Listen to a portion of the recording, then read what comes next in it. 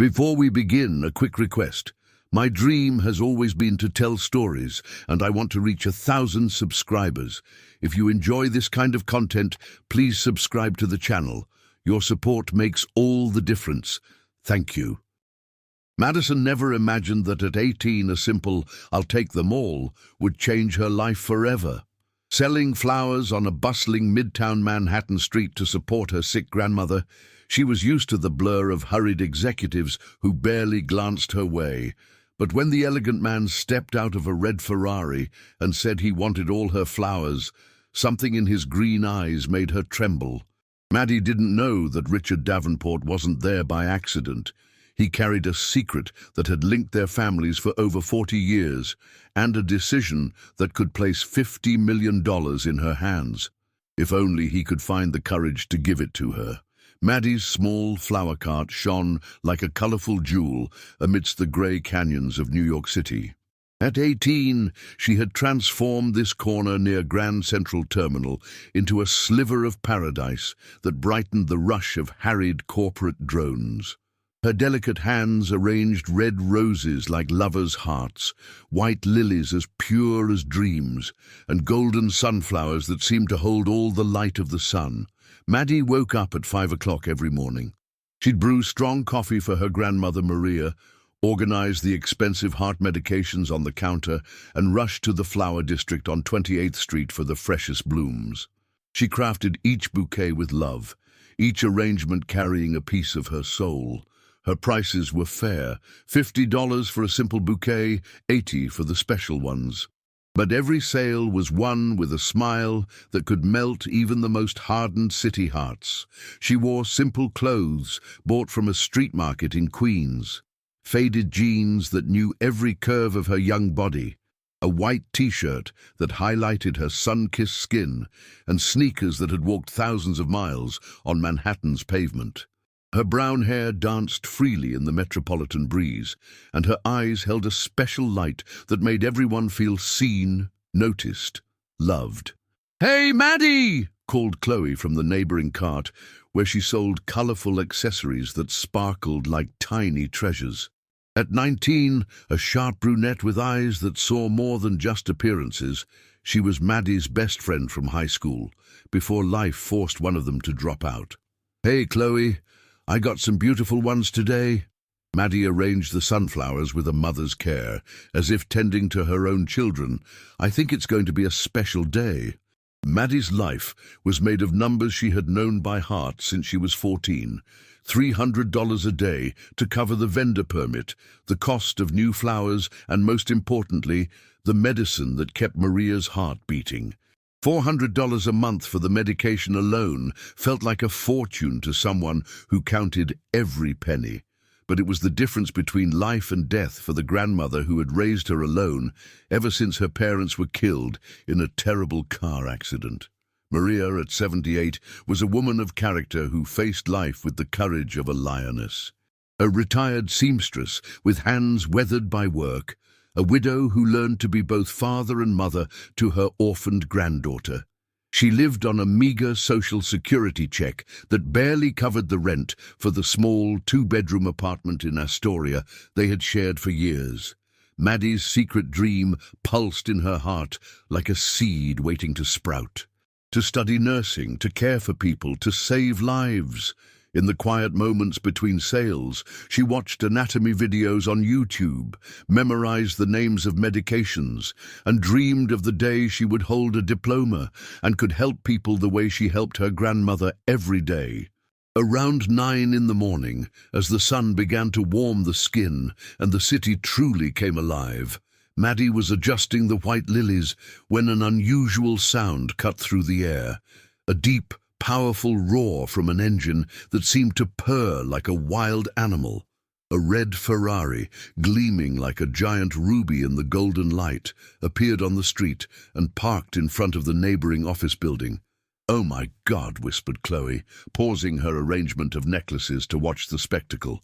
"What is that thing?" "A Ferrari," Maddie murmured, having learned to recognize luxury cars from watching the daily parade of wealth in the city. "Probably costs more than our entire block." The man who emerged from the car looked like a movie star Maddie might see on the rare Sundays she could afford a matinee. Perhaps 40 years old, with the bearing of a prince who commanded kingdoms. Dark hair with streaks of silver just beginning to appear at his temples, like a crown of wisdom, a suit that seemed to have been tailored onto his body by angels. His steps were confident, decisive, the steps of someone who never doubted the world was at his feet. He was walking toward the glass and steel building when something stopped him. His eyes. Maddie couldn't see their color from a distance, but she felt their intensity. They landed on the small flower cart, and then something magical happened. It was as if an invisible force pulled him. He changed direction and walked straight toward her. Maddie felt her heart start to pound against her ribs like a violent rain on a tin roof. Her hands trembled slightly as he approached, bringing with him a masculine scent that mixed power and elegance, a presence that made the air around him feel thicker, more charged with possibility. "Good morning," he said, his voice deep and controlled, yet it carried a gentleness Maddie hadn't expected. "Your flowers are stunning." The way he said "stunning," with a slight pause as if savoring the word, sent a strange flutter through Maddie's stomach. "Thank you, sir. Are you looking for anything in particular?" "Lady." He fell silent for a moment that stretched into an eternity, looking over the options. But Maddie had the strange feeling that he was really looking at her. His eyes, she could see now, were as green as polished emeralds, and they seemed to see right into her soul. "All of them," he said suddenly, as if the words had escaped without his permission. "Excuse me, sir?" Maddie blinked, confused. "I want all of your flowers." Maddie looked at her day's stock, over 40 arrangements prepared with love since dawn, flowers she had chosen one by one, bouquets that carried pieces of her dreams. "All of them? But sir, that's a lot. It's almost my entire day's work." "How much for everything?" Maddie's mind worked with the speed of a calculator. 42 arrangements, prices ranging from $40 to $80 each. $2,100, she managed to say, her voice barely a whisper. He pulled out a leather wallet that looked more expensive than 3 months' rent for her cart, and without blinking counted out 11 crisp green bills that seemed to gleam in the sun. $2,200. The rest is for you." Maddie stood frozen, holding the money as if it were a dream that could vanish at any moment. $2,200, almost a full week's work in 5 minutes, 5 months of Maria's medication, a miracle disguised as a mysterious customer. "I can't accept such a large tip, sir," she stammered, her hands shaking. "You can," he said, watching her as she began to wrap each arrangement with fingers that danced nervously. "What's your name?" "Maddie.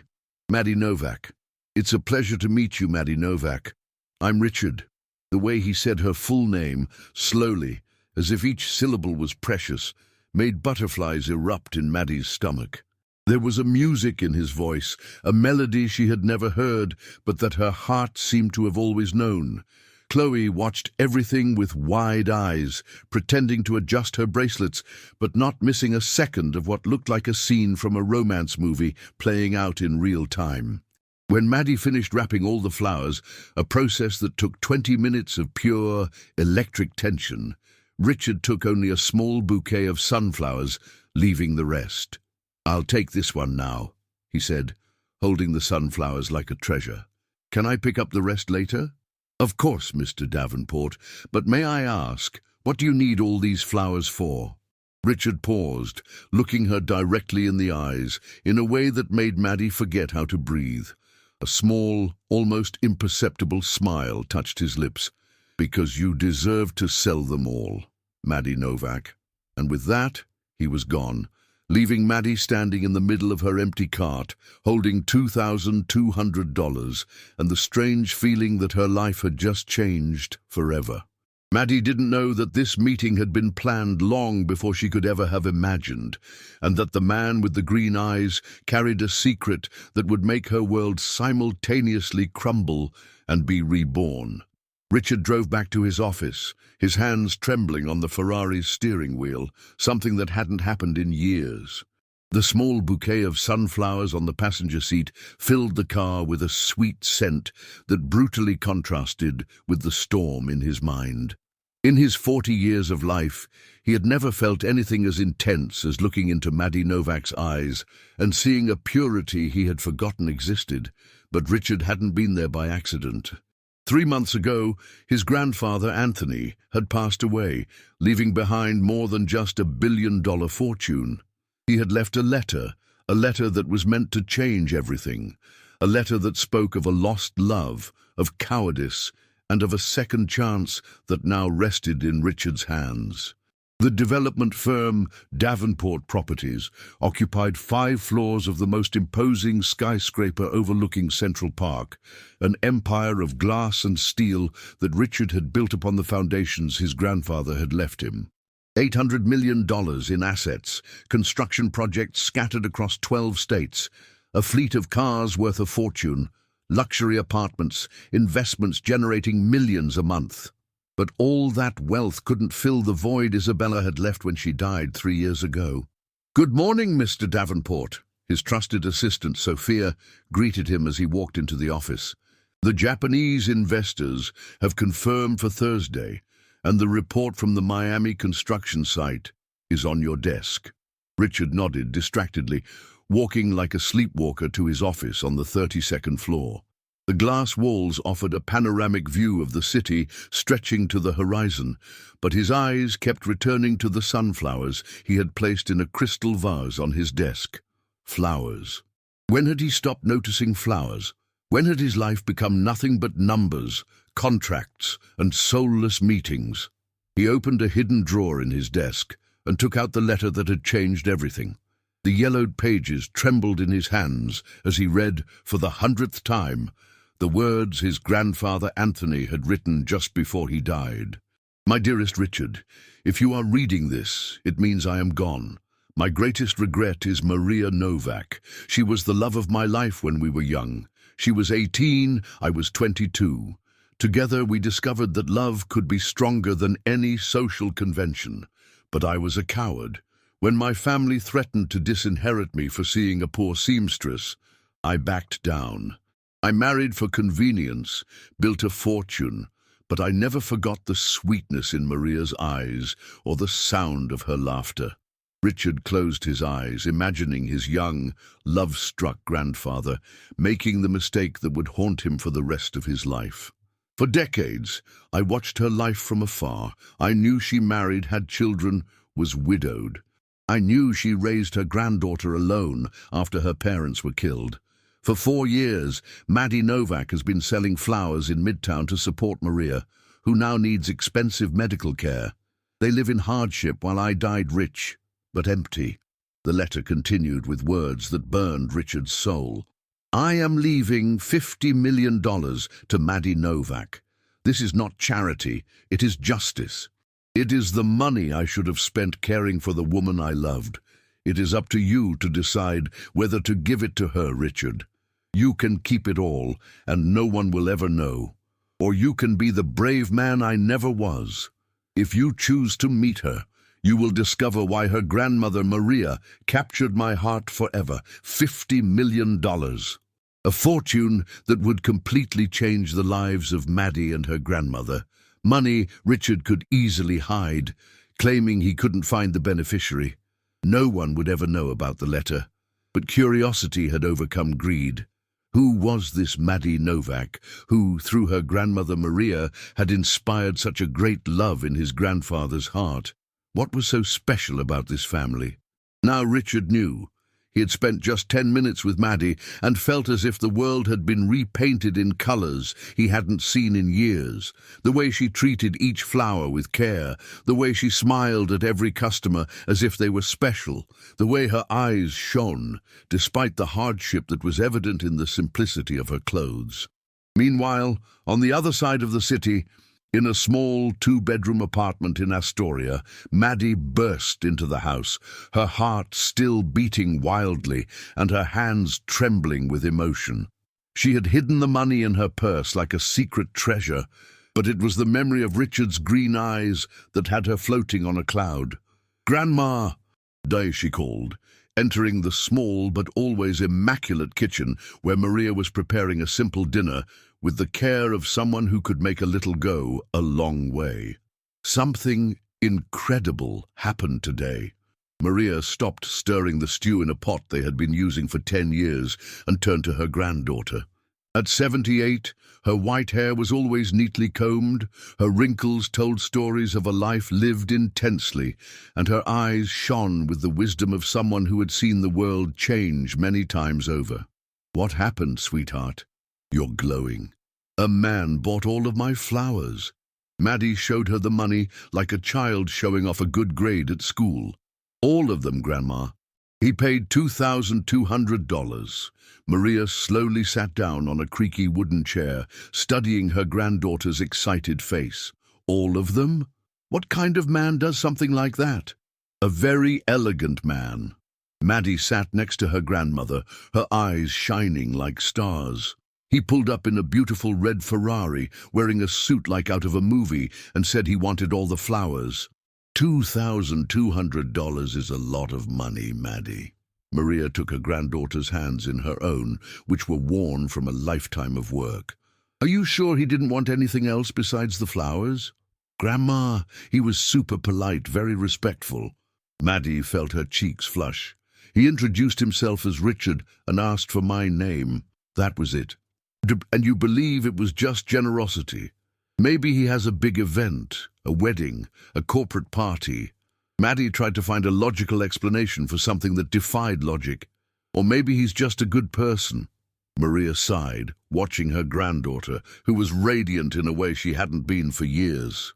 "Maddie, my love, you are young, beautiful, and you have a pure heart, but you are also inexperienced with men, especially wealthy men." "I know, Grandma, I'm not getting any ideas." "I'm not saying you are. I just want you to be careful." Maria stroked her granddaughter's hair. "Men like him live in a completely different world from ours." Udat, as she helped Maria finish dinner, Maddie couldn't stop thinking about Richard's green eyes and the way he had said her full name, as if each syllable mattered. There was something about that man that moved her in a way she had never felt before. That night, Maddie fell asleep dreaming of red cars and mysterious smiles, while Maria felt only the vague unease of a protective grandmother, never imagining that fate had woven their lives together in a way she could never have guessed. On the other side of the city, Richard couldn't sleep either. Lying in the king-sized bed of his luxury apartment, he watched the city lights through the panoramic window and made a decision that would change everything. He would go back to Maddie's cart the next day, not to give her the $50 million. He wasn't ready for that yet, but to get to know the girl who had inherited the purity that had captured his grandfather's heart decades ago. Richard didn't know that getting to know Maddie would be like opening a door he could never close again, and that some secrets are too heavy to carry alone. For 2 full weeks, Richard developed an obsession he would never have expected. Every day, between noon and 1 o'clock, he would invent a pretext to escape the office and follow the same route through the city until he reached the small flower cart in Midtown. His heart, which had been on autopilot for 3 years, would start to beat faster when he spotted Maddie from a distance, arranging her colorful flowers as if she were organizing small miracles. What had begun as a cold investigation was turning into something dangerous. Richard wanted to get to know Maddie to decide if she deserved the $50 million his grandfather had left her. He had expected to find a girl who was materialistic, superficial, perhaps even rude, something that would justify keeping the money for himself. But with each passing day, Maddie surprised him in a way that ruined all his plans. "Good afternoon, Mr. Davenport." Maddie practically glowed when she saw him, and that genuine smile stirred a strange feeling in his chest, as if a long, locked door was slowly beginning to open. "Good afternoon, little flower." Richard had started calling her that in the 2nd week, not realizing how the tender nickname made Maddie float on a cloud for the rest of the day. Richard always bought something different. One day it was roses to decorate the office, another day lilies as a gift for a client, another time sunflowers because they brighten up the place. No, the excuses were so obvious that even a child would have seen through them, but Maddie pretended to believe him because she didn't want these magical moments to end either. "Do you like music?" Maddie asked one Thursday, wrapping red carnations with fingers that danced nervously. It was the first time she had asked a personal question, and her heart was beating like a drum in a parade. "I like classical, especially piano," Richard replied, watching how she bit her lower lip when she was concentrating. "Chopin is my favorite composer. What kind of music do you listen to?" "Oh, I like country pop," Maddie said, blushing as if she had confessed to a crime. "Especially the songs that talk about true love. You probably think it's cheesy." "There's nothing cheesy about believing in true love, little flower." The way he said it, looking directly into her eyes with an intensity that made her knees weak, stole Maddie's breath for a few seconds. There was a tenderness in his voice that didn't match his image as a powerful businessman. Every day, Richard discovered new details about Maddie that captivated him. She had a crystalline laugh that made every problem at work seem insignificant. She played with her hair when she got shy. Her eyes shone like stars when she talked about the things she loved, and she had a natural sweetness he had forgotten existed. Maddie, too, was making her own secret discoveries about Richard. He had a small dimple on his right cheek when he smiled sincerely, which happened more and more often when he was with her. He would drum his fingers on the cart's counter when he was thoughtful. His voice became lower and softer when he talked about personal matters, and he always left a generous tip, not out of obligation, but because he seemed to genuinely want to help her. "Do you have children?" Maddie asked on Friday, her curiosity overcoming her shyness. Richard's smile flickered like a candle flame in the wind. "No, my wife and I tried for several years, but it wasn't meant to be." Maddie detected a shadow of sadness. "I'm sorry, Mr. Davenport. She passed away 3 years ago," he said quietly. "Isabella, a car accident. I didn't know." "I'm sorry I asked." "You don't have to be sorry. Sometimes it feels good to talk about her." Richard looked at Maddie.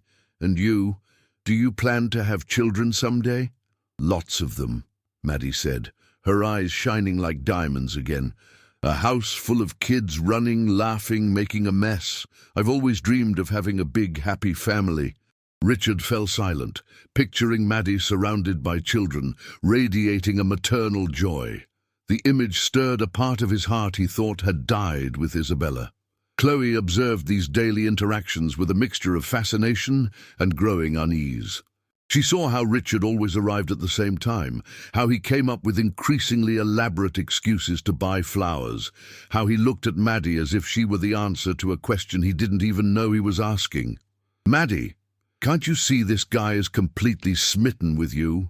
Chloe said one afternoon after Richard had left, leaving behind a trail of expensive cologne and a $50 tip for a $20 bouquet. "Don't be silly, Chloe. He's just a polite and generous customer." "A polite customer doesn't come here every single day to spend money just to talk to you for 5 minutes. Chloe crossed her arms, studying her friend with a worldly gaze. "And you're smitten with him too." Maddie stopped arranging the flowers, her face turning as red as a ripe tomato. "Chloe, don't deny it. I see how you get all flustered when he shows up, how you choose your words carefully like you're walking through a minefield, how your eyes light up when you talk to him." Chloe moved closer to her friend. "Maddie, you're falling for a guy who's more than twice your age." "He's not that old," Maddie defended him automatically, then realized she had completely given herself away. "Aha! So you admit you feel something?" Maddie sighed, defeated like a soldier laying down her arms. "I don't know what I feel, Chloe. I just know that I look forward to him showing up, that I think about him when I go to sleep, that I wake up counting the minutes until I see him again. That's called falling in love, my dear friend. But it's a love with no future. Men like that aren't serious about girls like me." "Are you absolutely sure about that?" "That night, Maddie went home with her heart more tangled than a thousand-piece puzzle. While helping Maria prepare their simple dinner, she couldn't stop thinking about Chloe's words, which echoed in her mind like loud music. "You're different, sweetheart," Maria observed, stirring soup in the pot while studying her granddaughter with eyes that had seen 80 years of life. More radiant. "I'm the same as always, Grandma." A blatant lie. "For 2 weeks, you've been coming home with this sparkle in your eye, as if you've swallowed a star." Maria turned to face her granddaughter completely. "It's because of that man with the flowers, isn't it?" Maddie almost dropped the plate she was drying, so great was her surprise. "What man?" "The one with the red Ferrari who shows up every day and makes you float on a cloud." Maria smiled with the wisdom of someone who had been through all the stages of love. "Do you think I'm blind, my granddaughter?" "Grandma, he's just a special customer. A special customer who makes you look like a princess from a fairy tale." Maria dried her hands and sat in the chair that knew every curve of her body. "Maddie, listen carefully to what I'm about to tell you. You are young, beautiful, and you have a heart as pure as crystal. But you are also inexperienced with men, especially men who are much older and wealthier." "I know, Grandma, I'm not fantasizing about anything impossible." "I'm not saying you are.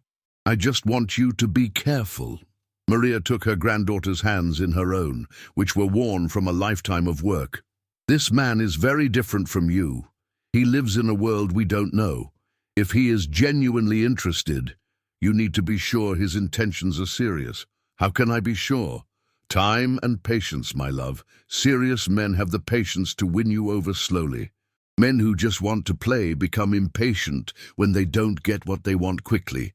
Meanwhile, in a quiet penthouse on the Upper East Side, Richard was having dinner alone once again, but for the first time in 3 years, he didn't feel completely empty. His grandmother, Beatrice, had noticed the subtle changes in her grandson's behavior over the past few weeks. He smiled more, seemed less tense, and sometimes even hummed quietly to himself. "You're different, Richard," Beatrice commented, sipping her tea in the elegant living room after dinner. "More alive." "Different how?" "More like the man you were before Isabella died."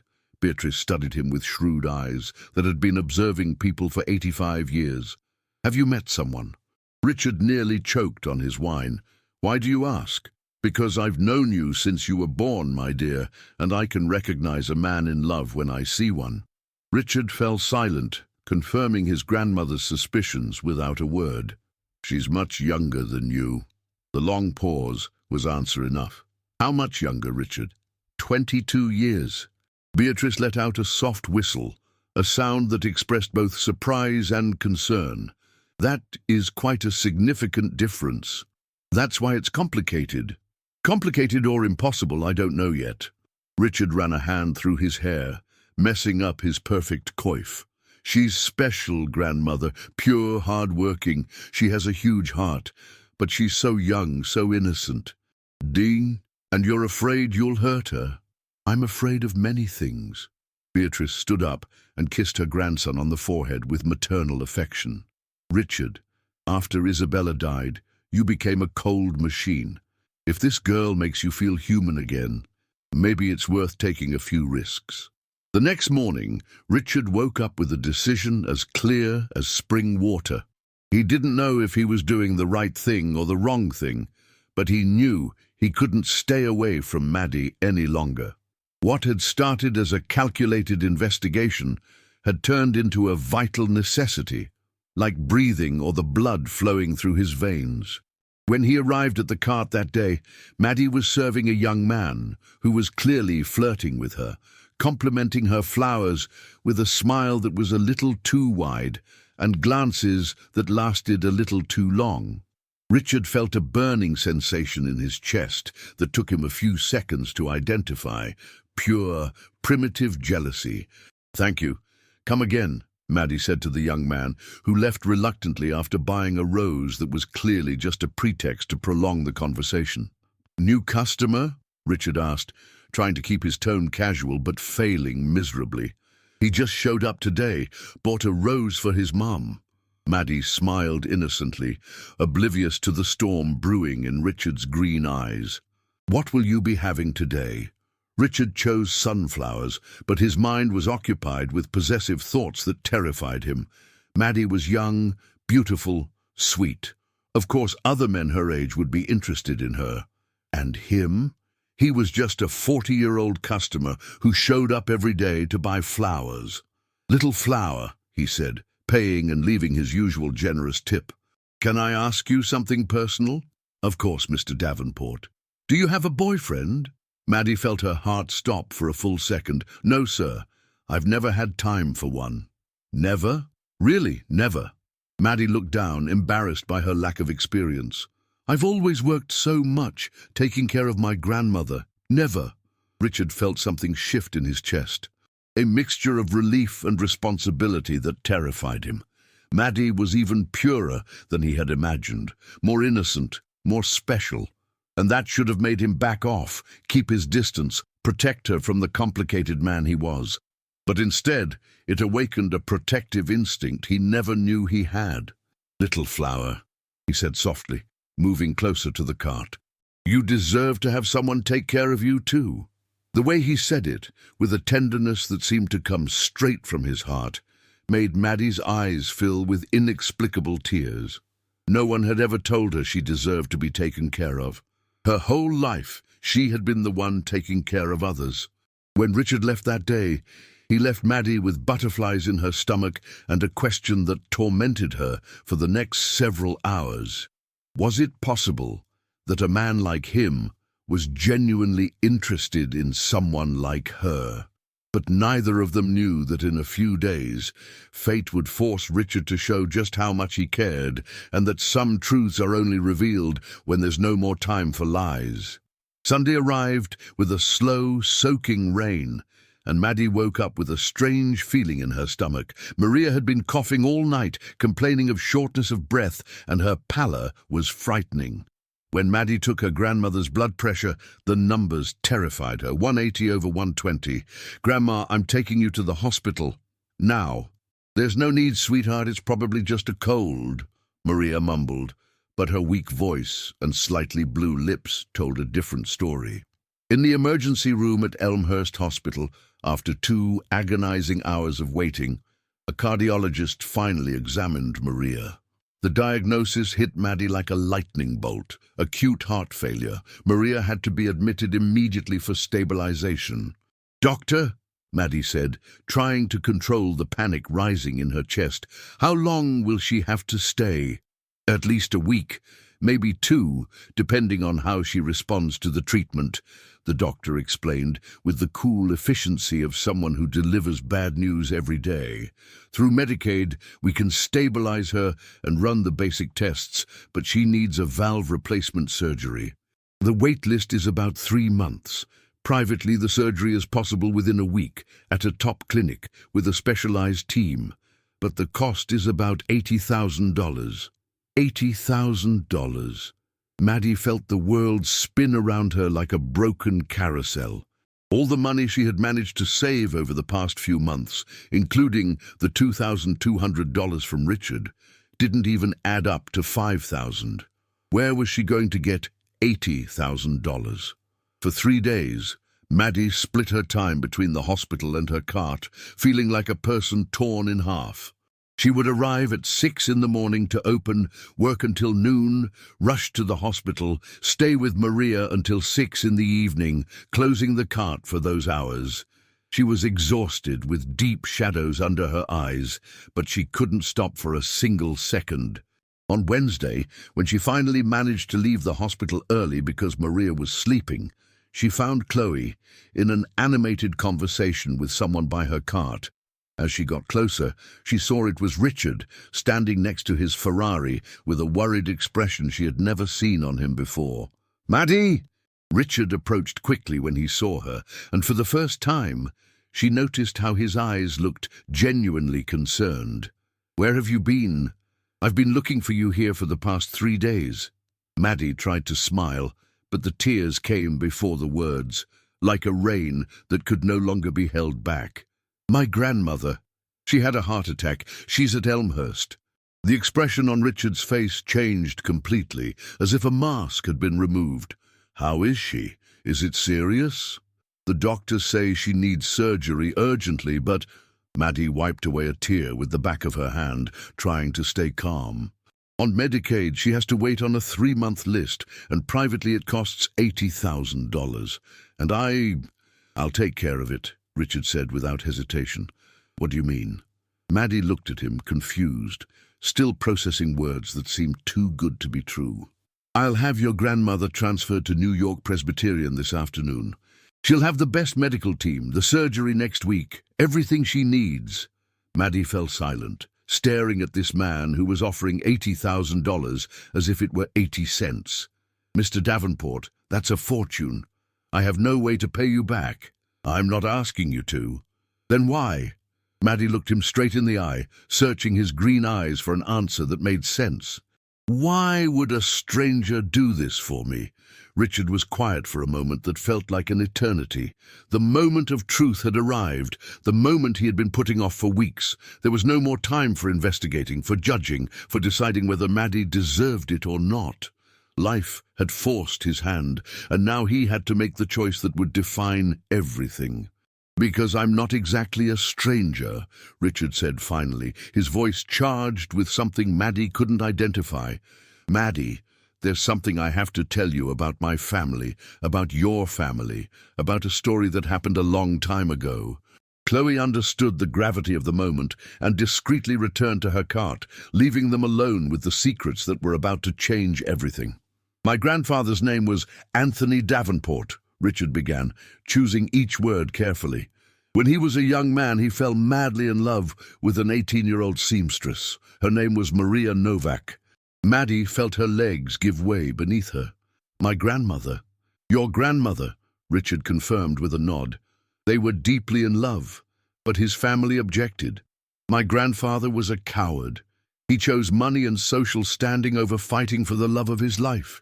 Tears began to stream down Maddie's face as she processed information that felt like it was from an impossible dream. "Before he died, my grandfather left a letter confessing everything. He had watched your grandmother's life from afar for decades. He knew she had married, had children, was widowed, and raised you alone after your parents died." Richard took a deep breath. "He left for you, Maddie, $50 million as an apology for the love he didn't have the courage to live. $50 million. The words echoed in Maddie's mind like a bell that wouldn't stop ringing. She leaned against her cart, feeling as if the world had been turned upside down. $50 million, she managed to whisper. "He gave me the choice of whether to give it to you or not. I could have kept it all, and no one would have ever known." Richard moved closer to her, his green eyes as intense as emeralds. "I came here to get to know you, to decide if you deserved this money." "And do I?" Maddie asked in the voice of a lost child. "You deserve this and so much more." Richard reached out and gently touched her face, wiping away a tear. "My grandfather loved your grandmother with an intensity that lasted his entire life. You have inherited the purity and goodness that captured his heart forever." Maddie closed her eyes, feeling Richard's touch like a balm on an open wound.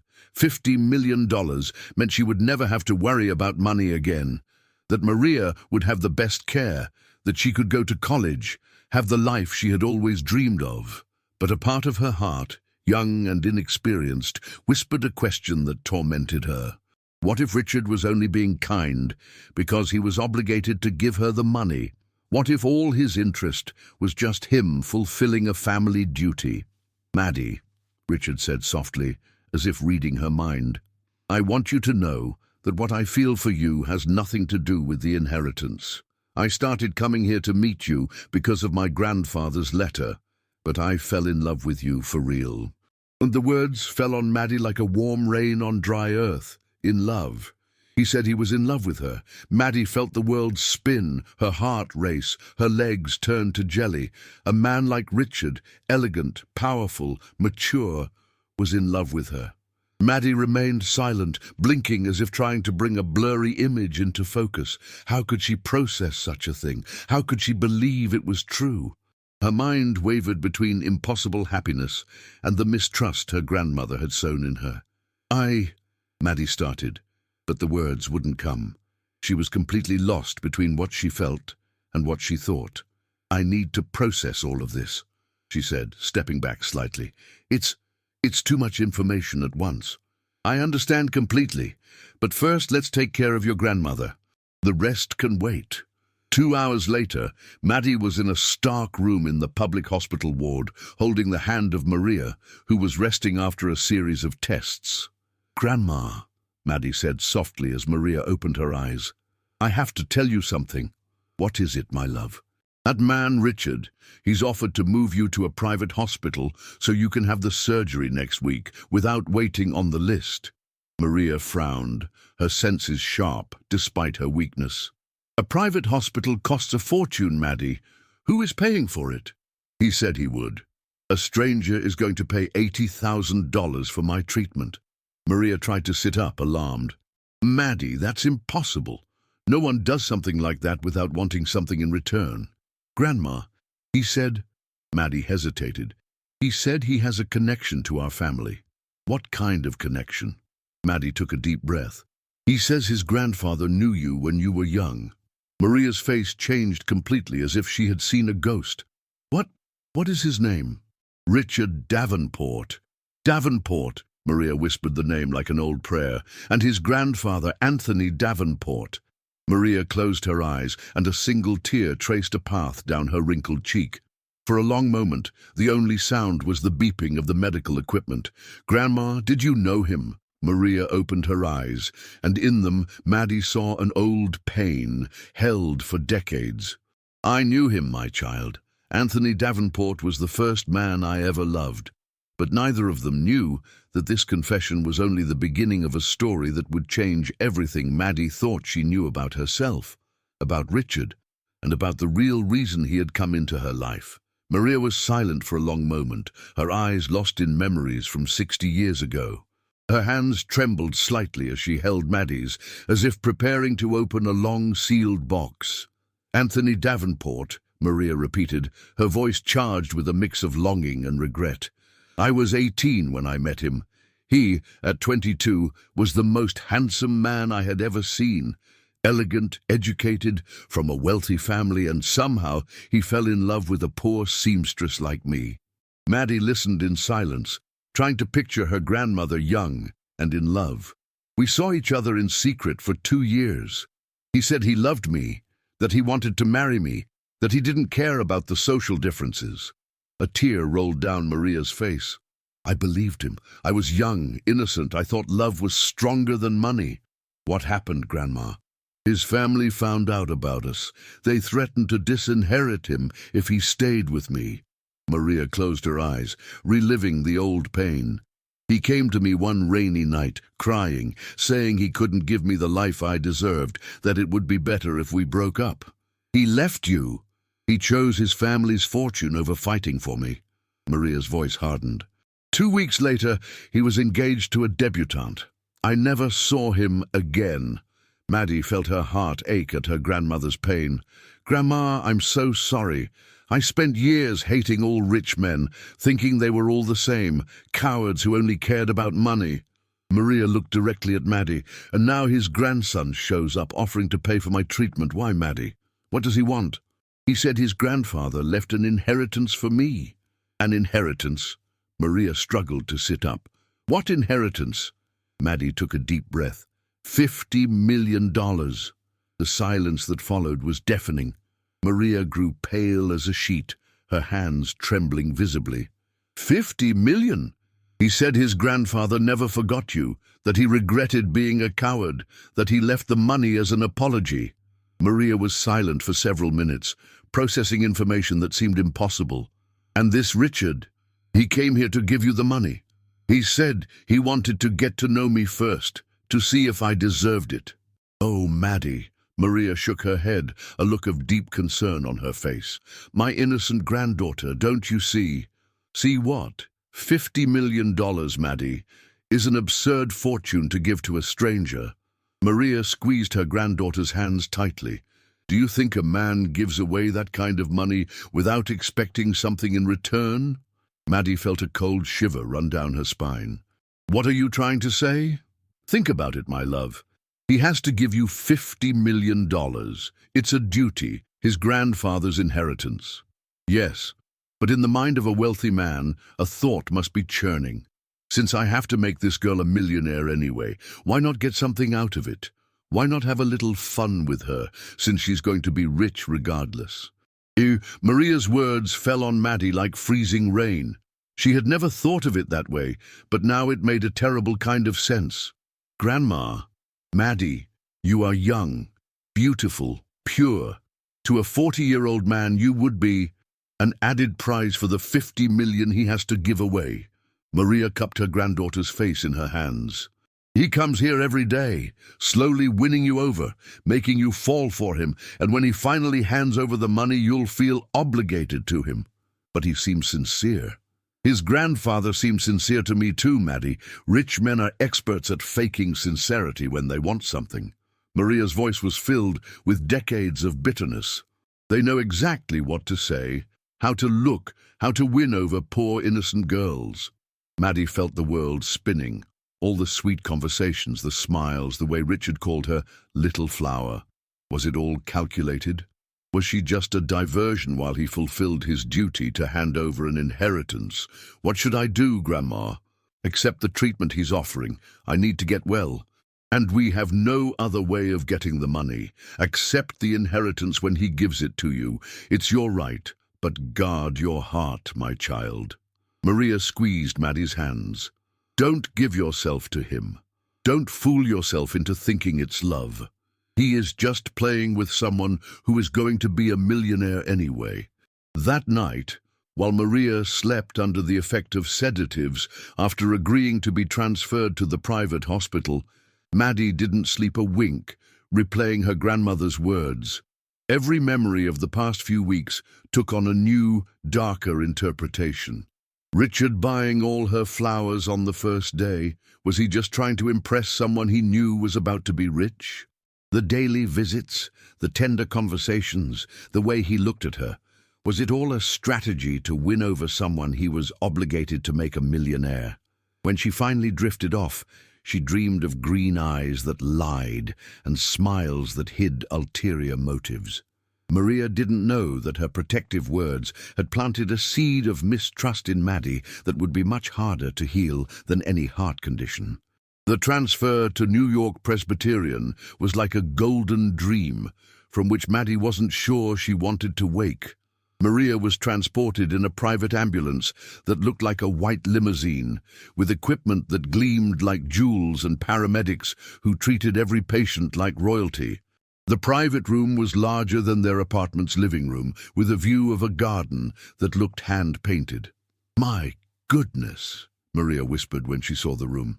Despite her weakness, she couldn't hide her astonishment. "Maddie, this must cost more than our yearly rent." "Don't worry about that now, Grandma. Just focus on getting better." But even surrounded by such luxury, Maria couldn't fully relax. Her eyes followed Richard's every move when he appeared to check on her treatment, organizing details with the doctors, making sure she had everything she needed. There was an efficiency in his gestures that was impressive, but also a familiarity with this world of privilege that painfully reminded Maria of Anthony from decades ago. When Richard appeared to check on the arrangements, Maddie made the formal introductions. Maria, though grateful for all the help, watched the elegant man with the natural suspicion of a protective grandmother. She saw the way he looked at Maddie, noticed the special attention he paid them, and it put her on high alert. Richard, for his part, seemed genuinely intent on making her comfortable, bringing flowers, asking about her well-being, and arranging every detail of her care with a paternal concern. "How are you feeling, Mrs. Novak?" Richard would ask each time he visited, a sincere kindness in his voice that confused the old woman's feelings. "Better, thank you," Maria would reply, studying him with eyes that had learned not to trust rich men who were too kind. Maddie watched these interactions with a torn heart. She saw how Richard seemed genuinely concerned for Maria's well-being, how he organized every detail of her care without making it seem like a favor. But her grandmother's words echoed in her mind like a relentless siren. The surgery was scheduled for Friday. The medical team was composed of the country's top cardiologists, men and women who normally treated presidents and millionaires. When Dr. Henry Sadler explained the procedure, his words were full of the confidence that comes only from the experience of someone who has saved thousands of lives. "Mrs. Novak has a strong heart for her age," the doctor told Maddie and Richard. "The surgery is complex, but with our team and facilities, the chance of success is 95%. 95%. Maddie felt such immense relief that she nearly broke down in tears right there. In the public system, with older equipment and overworked doctors, the chances would have been much lower. "Doctor," Richard said, "she is to have everything she needs. Please, spare no expense." "You can rest assured, Mr. Davenport, Mrs. Novak will be treated like a member of our own family." The night before the surgery, Maddie was alone with her grandmother in the luxurious room. Maria was lucid, though weak, and something in her eyes indicated that an important conversation was coming. "Maddie, if something happens to me tomorrow—" "Grandma, don't say that. Everything will be fine. Let me finish, my love. If something happens, I want you to know that you have been the joy of my life." Maria squeezed her granddaughter's hand. "After your parents died, you gave me a reason to live. Grandma, and I also want you to know that I hold no grudge against Anthony. We were young. Wealthy families were even more prejudiced back then. Maybe he truly had no choice." Maria took a deep breath. "But that doesn't change what I said about his grandson." Maddie felt her stomach clench. "What?" "Richard might even be different from his grandfather. He might even feel something real for you. But Maddie, $50 million is too much money to be given for free. Even if he likes you, in his mind, you are practically his property now." "Property? Think about it, my child. He is going to give you a fortune. In any man's mind, that creates an expectation, as if you owe him something in return." Maria squeezed Maddie's hand. "Promise me you won't give yourself to him until you are absolutely certain he loves you for who you are, and not because he's giving you money." "I promise, Grandma. And even when you are certain, wait. Let time pass. See if he is still interested even after he has given you the inheritance and no longer has an excuse to be in your life." Maria's words fell on Maddie like molten lead. She hadn't thought of it that way, but now she saw the cruel logic in her grandmother's reasoning. Richard had to give her $50 million. After that, what reason would he have to stay interested? If it was real love, he would stay. If it was just a game with someone who was going to be rich anyway, he would disappear. On the day of the surgery, Richard arrived at the hospital early, carrying fresh flowers, sunflowers that shone like little suns. Maddie was a nervous wreck, pacing back and forth in the waiting area when he found her. "How are you holding up?" Richard asked, his eyes filled with sincere concern. She was nervous, scared. Maddie avoided looking him directly in the eye, her grandmother's words still echoing in her mind. "She'll be fine. She's a strong woman, and she's in the hands of the best doctors." "Why are you doing all of this?" The question escaped Maddie's lips before she could stop it. Richard paused, surprised by her direct tone. "What do you mean?" "The private hospital, the expensive doctors, the best surgery. Why would a stranger do all of this?" "Maddie, I've already explained. Because of the inheritance my grandfather—" "Yes, the 50 million, Maddie interrupted, finally looking at him. "You have to give me that money anyway, don't you? It's a duty." Richard was quiet for a moment, sensing the shift in Maddie's tone.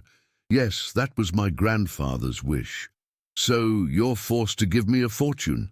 Maddie crossed her arms. "And in the meantime, you're being nice to me." "Maddie, what are you getting at?" "I want to understand your real intentions." Maddie's voice was firmer now, reflecting the strength she had learned from Maria. "You have to make me a millionaire regardless. Did you think that since you're giving me so much money, you might as well get something out of it too?" The accusation hung in the air like a storm cloud. Richard looked at her as if she had slapped him. "You think I'm trying to use you?" "I don't know. That's what I'm trying to figure out." Maddie held his gaze, even as she felt her heart breaking. "Because in my mind, a man who has to give $50 million to a stranger might very well think he deserves something in return." Richard was silent for a long moment, and Maddie saw something flicker out in his green eyes. When he spoke again, his voice was different, cooler, more distant. "I see. So that's how you see me." "I don't know how I see you. That's what's confusing me. It's good to know where we stand." Richard took a slight step back. "I'll wait for the results of the surgery. Once your grandmother has recovered, we'll talk about the inheritance." As Richard walked out of the waiting room, Maddie felt as if she had lost something important, but she didn't know if she had done the right thing or made the biggest mistake of her life.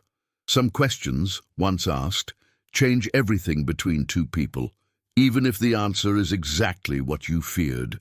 Maria's surgery was a complete success. 6 hours after she was taken into the operating room, Dr. Sadler emerged with a $1 million smile. The valve had been replaced perfectly, her heart was responding well, and her recovery was expected to be smooth. Maddie wept with relief in Richard's arms, momentarily forgetting all the doubts she had sown between them just hours before. For 3 days, Maddie and Richard returned to the harmony of their first encounters. He visited Maria in the morning and afternoon, always bringing fresh flowers and cheerful news of her recovery. Maddie began to wonder if she had been unfair in her accusations, if her grandmother's paranoia hadn't poisoned something that might have been sincere. But on Thursday, when Richard arrived at the hospital with his daily bouquet of roses, he wasn't alone. Beatrice Davenport stepped out of a black Bentley like a queen from her carriage. At 85, she was still an imposing figure. Her white hair perfectly coiffed, a pearl necklace worth more than their apartment, and an erect posture that defied her age. Her blue eyes held a chill that seemed to turn the air around her to ice. "Grandmother," Richard said, clearly surprised and uncomfortable, "what are you doing here?" "I've come to meet the family's little project," Beatrice replied, her voice cutting like a razor. "After all, it's my duty to meet someone who is costing us so much money." Maddie felt a shiver as Beatrice looked her up and down, as if she were inspecting a piece of questionable merchandise. "This is Maddie Novak," Richard said reluctantly. "Maddie, my grandmother, Beatrice Davenport." "Novak," Beatrice repeated, tasting the name as if it was sour. "How familiar. Forgive me, dear, I'm just observing how some histories have a tendency to repeat themselves." Beatrice's smile was cruel. "May I see Maria Novak?" "She's resting," Maddie tried.